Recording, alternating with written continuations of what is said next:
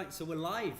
That was a good calling, wasn't it? Right, that was very. Okay, so hello guys. Anyway, so welcome to Hairdressing Live.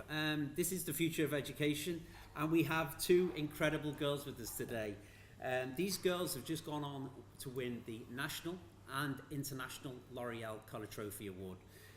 For me, that's an absolute amazing thing to go and win, right? I mean, you know what, the level of work, the level of input that goes into something like that on a national level is phenomenal, because the talent is pretty much, I mean, there's like... Pretty high. It's pretty high, yeah. I mean, there's loads of great entries, and it's, I mean, for judges to judge something like that, it must be very, very difficult.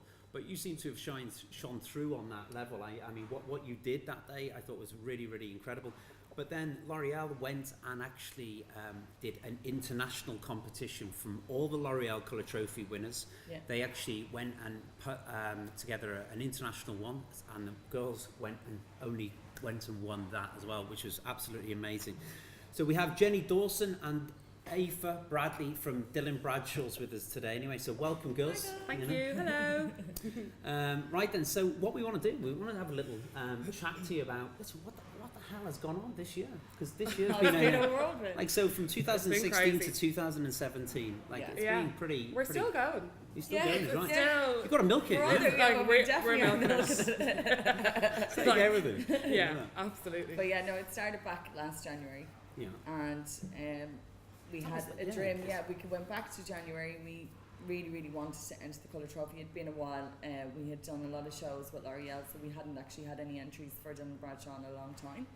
So myself and Jenny just felt, this is the year. And it was you felt more than me. I did. I actually had to talk me Jenny through. She had to lure you in. How did you do that? Very persuasive. She is. Very persuasive. So basically I told her we were just going to win everything. No? Did she say it to you when you were drunk? No, she just kept saying we're going to win. You know, like a tapping? Niggle. Like just all the time, tapping, we have to do this. And I was like, okay, let's just do it. So we were fortunate enough, thank God, we found an amazing model. Yeah. And then L'Oreal threw in the little mixer that they wanted 2 different looks. Okay. So they needed one for a semi-final, one for the final. So my God, we were like, yeah, this is great. Did we really want to do this? And then we were in it. So we just said, that's it. So I think from there, it was just a whirlwind when we got through down to the final. And then to be told that we're going to the internationals, you were told on the day of the final that whoever wins will be brought through to Lisbon and put up against 13 countries. 12 other countries. And it was quite quiet. Nobody really knew that there was an international competition after, like, your region, so to speak. Yeah. So it was a little bit, I remember the night of the L'Oreal, and one of the guys from L'Oreal said it to me, they're like, you're going to be in Lisbon. And I was like, we've just won, what? And they were like, this is the international one now. So that was a huge jump. It was a game changer. Yeah, it was just like, okay, like we didn't really know what to expect. And then we got there, and I remember the two of us looked at each other when we went in for rehearsals, and it was like the 3 Arena. The place was huge. My God. It was bigger than the 3 Arena. I was like, Aoife, this is really big. And she was like, I know. Wow. So it was massive. I remember seeing you on stage, and when you won, the stage was massive, wasn't it? Like you had Beyonce play there. Like, it was just ridiculous. It was crazy. Yeah, it was the Neo Arena in Lisbon. It was huge, but it was a fantastic experience. Yeah. So we honestly, once we won Ireland, just to get to go to the internationals, we were really happy about. But the feeling of, we're not going to win this, because we're up against huge countries, and L'Oreal's influence around these countries, and we were like, the styles we're just little were quite different, weren't they? I mean, majority of these countries don't even know who we are, let alone, like, not as us, but as in an island, like, we are tiny. So we were like, we're just going to enjoy it and just have a great time, put our best foot forward, but just enjoy it. So we weren't as nervous because we weren't against our peers. Yeah. As in, when you're here in Ireland, the pressure is unreal. We all know each other. We're all around the corner, and even with the country songs, we all know the country songs that we're going up against. So it's it's really good. And then the reaction that we got from all our peers was just amazing. The support from all salons around the UK and Ireland was just phenomenal. So that just spurred us on even more, and the excitement was amazing. So yeah, it was unforgettable. Amazing, actually, amazing. Look, I mean, I just pick up on one thing that you mentioned earlier on. I mean, going back to like preparing for such a thing. You mentioned about the model. Like, I mean, It's how huge. crucial is that? I mean, you've got to get inspired by a model that you see, and rather than just picking something or having an idea in your head, I want to do this, and then trying to fit. You have to, like, she has to be 100%. And like our model, Alex, we were so lucky that she was really involved in our competition work. Do you know what I mean? Like, she was really into what we did, and it wasn't just like you've got this girl coming in and you're doing her colour hoping that she's okay with it and she doesn't want to change it or she doesn't cancel. So I think that was really big for us, because we were kind of a little team, the three of us, and we got to Ireland, we won the Irish one, and then we went on to the international. So it's super important to obviously have a model that's going to go there with you. Yeah, and that they understand what they're signing up for. Do you know? Of course, yeah. But I think it's key. Just tell them they had to restyle their hair afterwards. But everything it has to be laid out straight away. Yeah. You need to get that confirmed straight away with them, that they do know that there's one look going to be used, and then 3 months later they're going to have a total different look. Yeah. And we wanted our transformation to be huge, because we don't like making life easy for ourselves. And so she had to be on board with this. Yeah. And then also your model has to be really, really tall, really, really stunning. When she walks into the room, everybody will just go, oh my God, wow. Yeah. So what I would say to you is, you can come up with a concept, you can come up with looks that you like. First get your model before you do all that, because it has to fall into a flow. Your mood board, your model, your look, and it has to go with the criteria that L'Oreal want. And what L'Oreal want is what's going to come from either spring or autumn, but we did autumn winter for 2017, and you have to be fashion forward. So everything has to be falling into place. So the prep work is key. Yeah. People feel that it's the end result, it's the prep. You need to be prepped. So prep being like what? Research? Understanding what's fashion, what's on runway, what's going to work commercially. So as much as we love runway, obviously a lot that we see is just, it's not going to work streetwise, and it's not going to be high street enough. And L'Oreal is extremely commercial.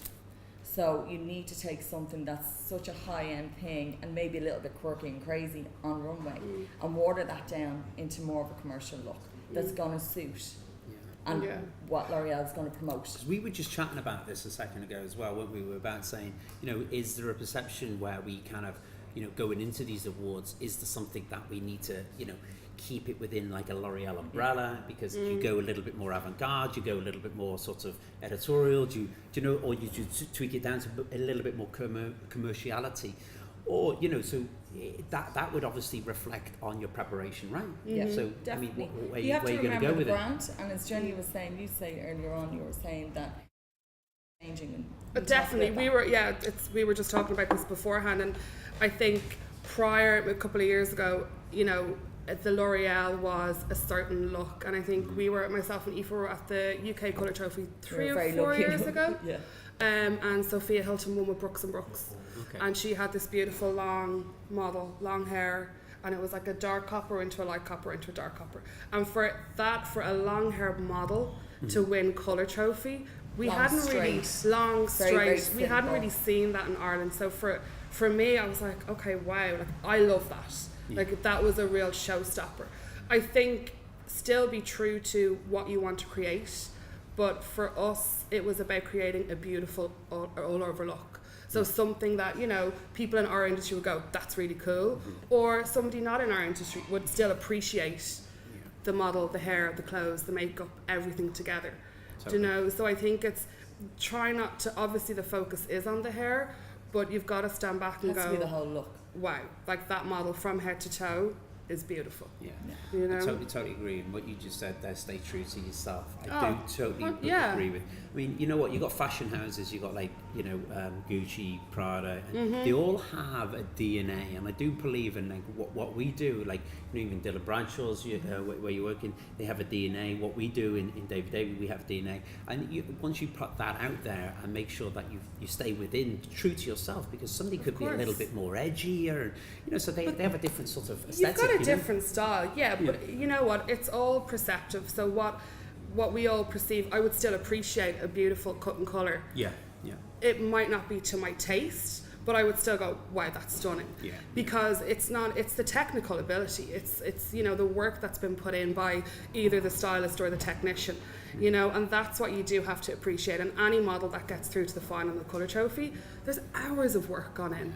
You know, you're not just lucky and it's one application and it's done. Like and this goes for everybody across the board would understand that and agree with us, that we put in hours of work. I think hours people of think work. if it's a 2-day thing a week, I mean, just in 1 week, I think we're on 40 hours.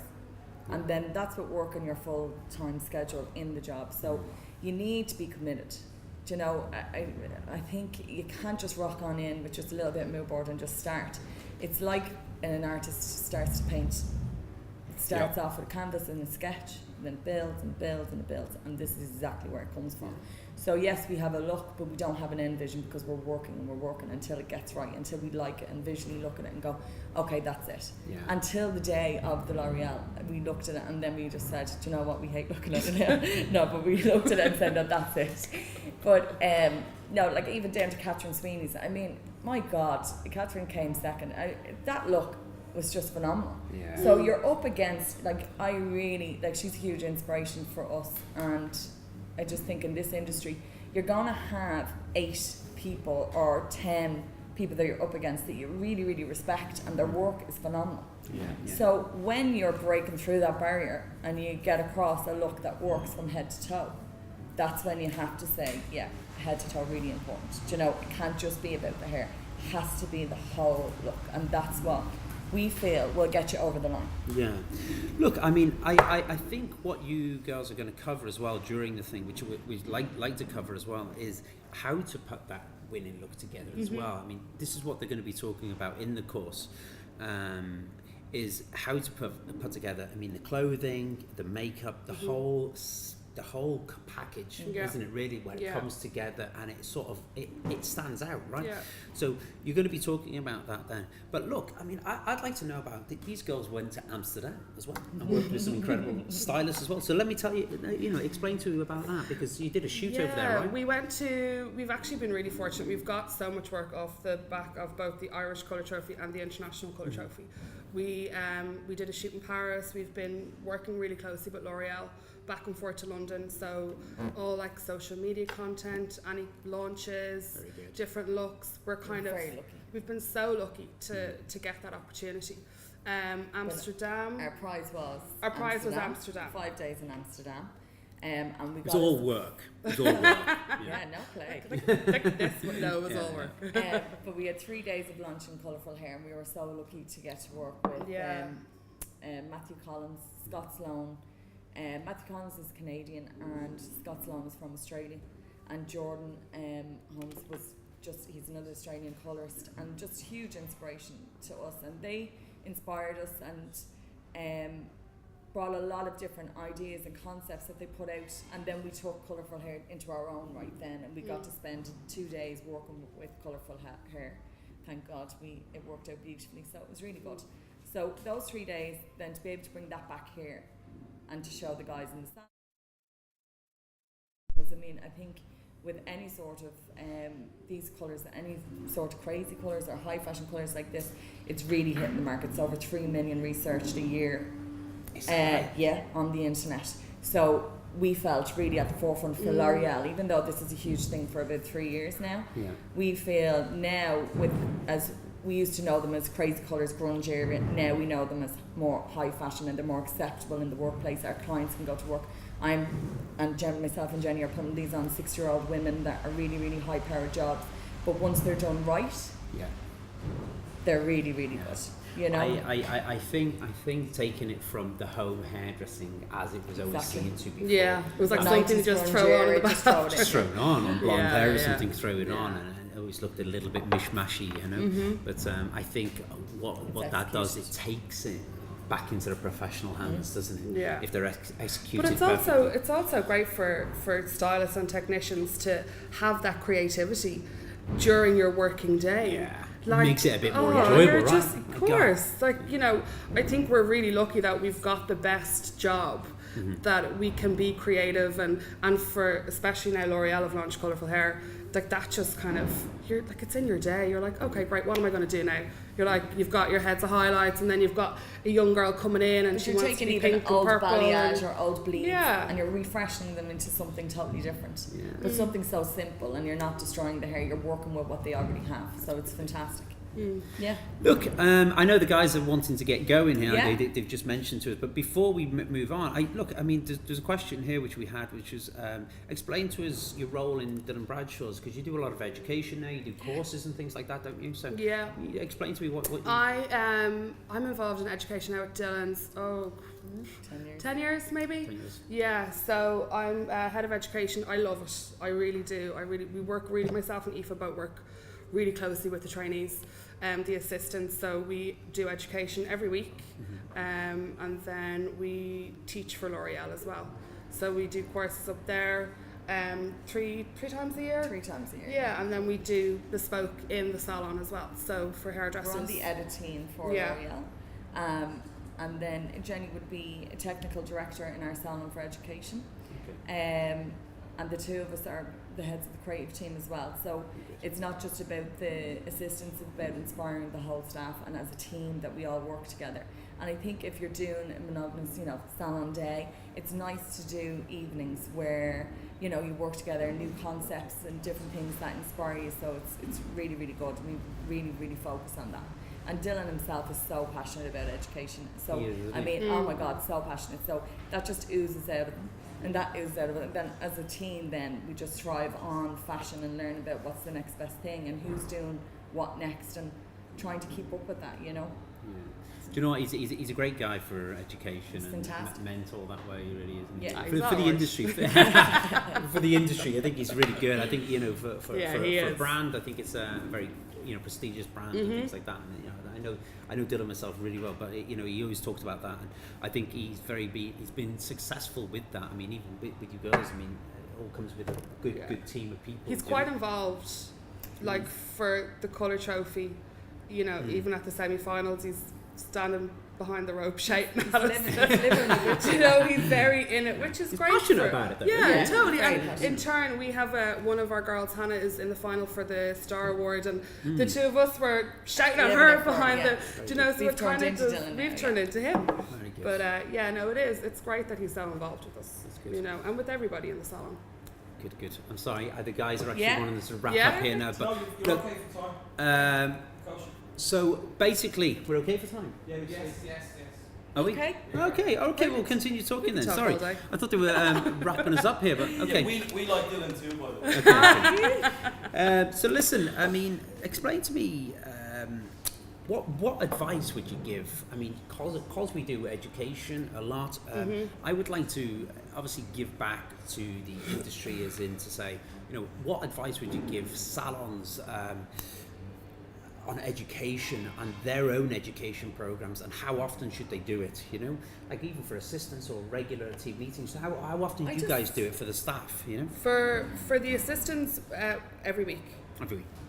Like we do at the start of the year, I do like an education calendar. Okay. So what I found has worked from changing that up is that, even for stylists, if you're teaching every week, it's tough. It's not an easy job to do, it's very demanding. So what we found is working that we have different stylists that wouldn't necessarily be putting themselves forward for education. They do day workshops. Okay. So, I take everybody's strengths. So what somebody might be, if it's barbering or if it's working with curly hair or whatever. So short hair. So I give them, like, everybody has to help. Because, we've all got different strengths and different styles, and what might work for one assistant with you might not work for another assistant. So they need a lot of influence. I find that works best. Yeah, that's good.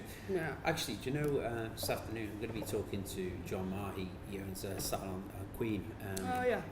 Guys, you better be on your best behaviour, because I think Dillon was actually. Yeah, we just confirmed it. Okay. Hi, Dillon. But basically, we're going to be talking about. Paul Dillon's lovely. What are you talking about? So basically what we're going to be talking about is that mindset of an assistant and things like that, but we're going to go into that a bit more detail later on. At 3:40. Also, I think another way is Hairdressing Live for me is a fantastic way for salons across the country and around the world, because it's a cheaper aspect. A lot of country salons can't afford to send their team up every month or 3 months to L'Oreal.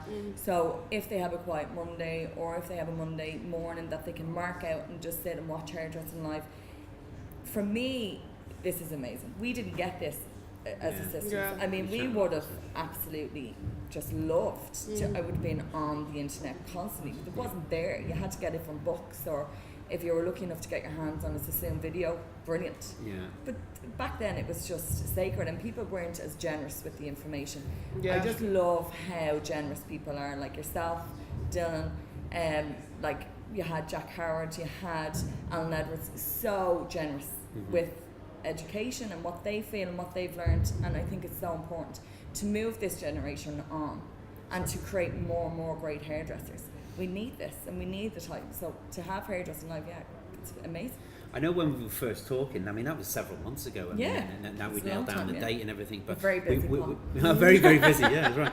But we talked about that. I mean, what this it can have a profound effect on, not to sound cliche, but it can have a profound effect on the industry, because even you mentioned we didn't have this before.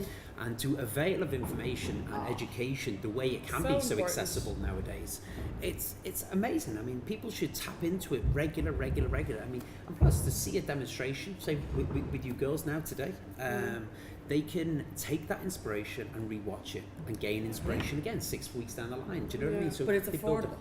And it's affordable. Because a lot of assistants out there are they're struggling with, paying house rents if they've moved up from the country to work in Dublin to work with the best.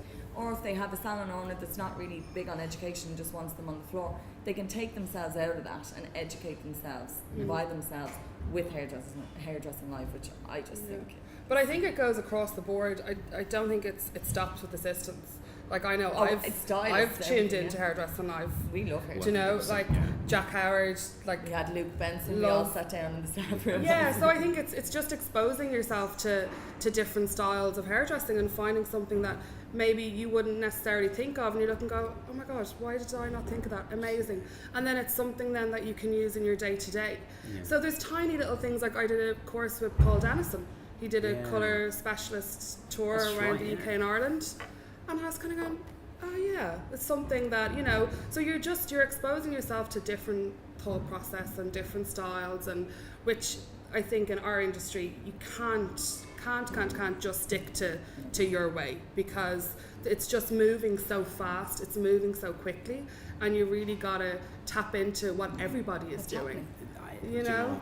That's it in a nutshell, realistically, because you can take something from everybody, I believe. You know what I mean? Whether it's big or small. And you keep the doors open to all that coming in, because it just builds on your character and your influence. And plus, it's great, it's exciting, it keeps you fresh.